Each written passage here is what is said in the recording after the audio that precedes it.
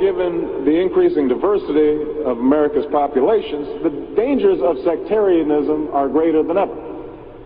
Whatever we once were, we are no longer a Christian nation, at least not just. We are also a Jewish nation, a Muslim nation, and a Buddhist nation, and a Hindu nation, and a nation of non-believers.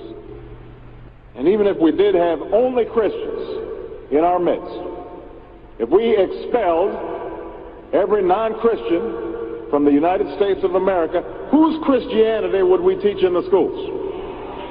Would it be James Dobson's or Al Sharpton's?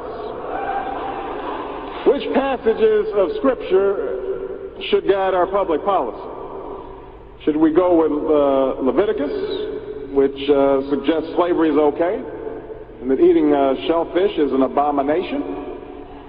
Or we could go with Deuteronomy, which suggests stoning your child if he strays from the faith? Or should we just stick to the Sermon on the Mount, a passage that is so radical that it's doubtful that our own Defense Department would survive its application?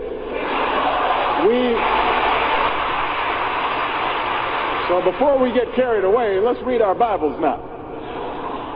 Folks haven't been reading their Bible. Which brings me to my second point. Democracy demands that the religiously motivated translate their concerns into universal rather than religion-specific values. What do I mean by this? It requires that their proposals be subject to argument and amenable to reason.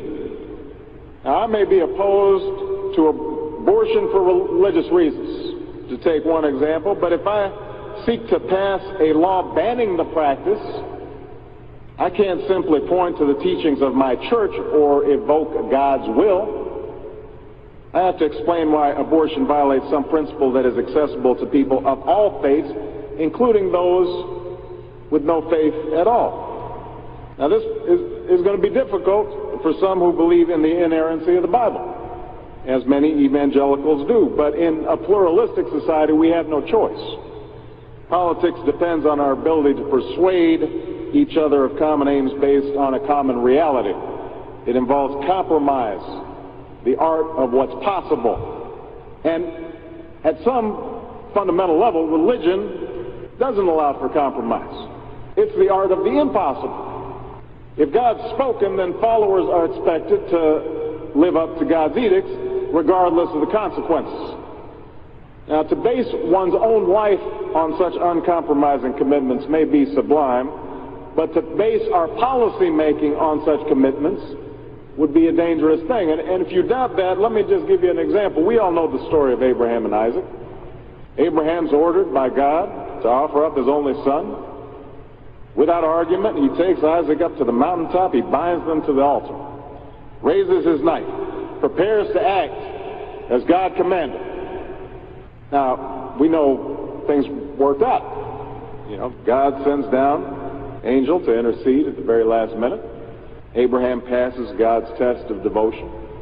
But it's fair to say that if any of us leaving this church saw Abraham on the roof of a building raising his knife, we would, at the very least, call the police and expect the Department of Children and Family Services to take Isaac away from Abraham. We would do so because we don't hear what Abraham hears. We don't see what Abraham sees. And so the best we can do is act in accordance with those things that we all see and that we all hear, be it common laws or basic reason. So we have some work to do here. But I am hopeful that we can bridge the gap that exists and overcome the prejudices that all of us to one degree or another bring to this debate. And I have faith that millions of believing Americans want that to happen. No matter how religious they may be or may not be, people are tired of seeing faith used as a tool of attack.